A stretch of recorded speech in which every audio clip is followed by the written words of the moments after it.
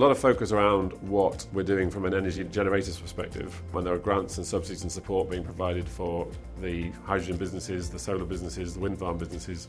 But the energy users, they're the ones who are perceived to be creating the emissions. And they're the ones who are creating products like plastics, for example, that are seen to be a problem. But actually what they're wanting to do is transition as well.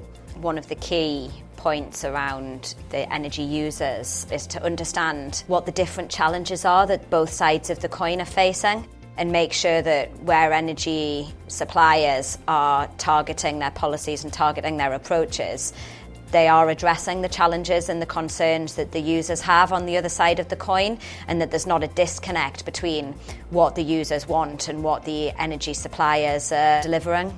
One of the themes coming out of the report is the need for certainty around government policy. A lot of that is looking at government policy as it applies to energy suppliers, but we also need certainty around policy for energy users as well. And they need to know, for example, if hydrogen is going to be a solution, they need time to invest in all of the capital equipment and infrastructure they need to convert over to hydrogen. They also need to have a certainty that the policy will support hydrogen and subsidies will be there for the longer term rather than a short-term fix.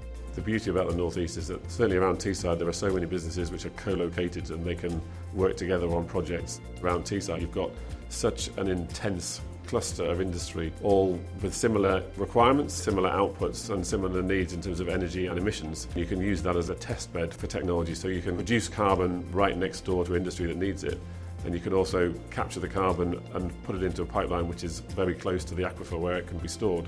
In the region at the moment, there's a really wide range of different energy transition projects that have got national and international significance. So we've got the Sea Wind monopile project, there's any number of sustainable aviation fuel projects, biofuels projects, hydrogen projects. We have an opportunity to lead the way from an energy transition perspective with the cluster of projects, the strong networks of individuals that are all really keen in order to make those projects happen, and as that happens people will be looking not just from a UK perspective but internationally at what's happening here in the North East, and seeing some of these flagship projects like the carbon capture, utilisation and storage project on Teesside coming to fruition and wanting to learn from what's happening here in the region.